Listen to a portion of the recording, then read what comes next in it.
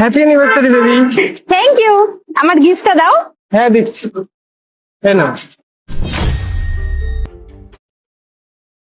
তুমি এই গিফটটা নিয়ে এসেছো, তাও আমার জন্য?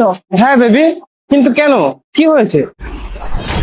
আজ আমাদের ফার্স্ট অ্যানিভার্সারি, আমাদের সম্পর্কের আজ 1 বছর কমপ্লিট হলো, আর তুমি কি না আমার জন্য এই একটা সস্তা 200 টাকা দামের পুতুল নিয়ে এসেছো? তুমি তো জানো বেবি, আমার এখন একটু হাত টানাটানি চলছে, আর কাজটাও ঠিকঠাক হচ্ছে না, আর সেই কারণেই।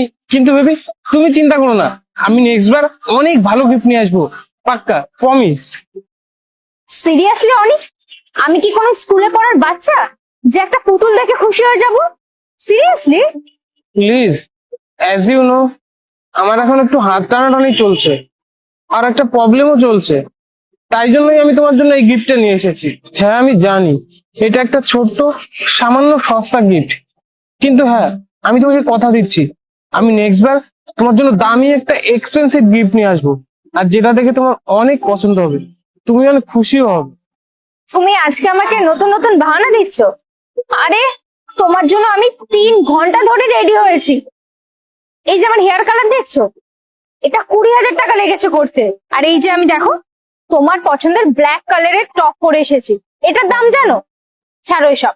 এই যে আমার গা থেকে সুন্দর স্মেল বেরোচ্ছে না, গন্ধ পারফিউমের, পারফিউমটার দাম 10,000 টাকা। আরে কমসে কম একটু কষ্ট করে মেহনত করে তুমি একটু বেশি টাকা রোজগার করে আমার জন্য দামি এক্সপেন্সিভ গিফট আনতে পারছি। প্লিজ, তুমি এরকম রিয়াক্ট কেন করছো? আমি তো ভাবলাম আমি তোমাকে যেমনই গিফট দিই না কেন তুমি তাতেই খুশি হয়ে যাবে। আরে আমি তো ভেবেছিলাম তুমি আমার জন্য গোল্ড নেকলেস, ডায়মন্ড রিং ইয়া ব্র্যান্ডেড ড্রেস কিছু তো নিয়ে আসবে, তা না তুমি এরকম কিপটামি কেন করছো? আরে আজকে আমাদের জন্য এই দিনটা কতটা স্পেশাল ছিল, আর তুমি কি করলে? একটা 200 টাকার পুতুল নিয়ে আমার সামনে মুখ উঠিয়ে চলে আসলে দেখা করার জন্য। আরে তোমার লজ্জা লাগে না?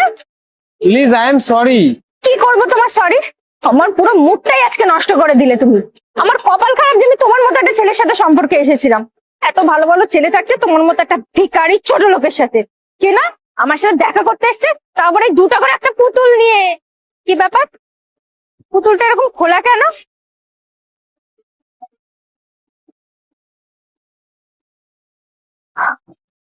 আইফোন 16? চমকে গেলে না বলো, চমকে গেছে পুরো।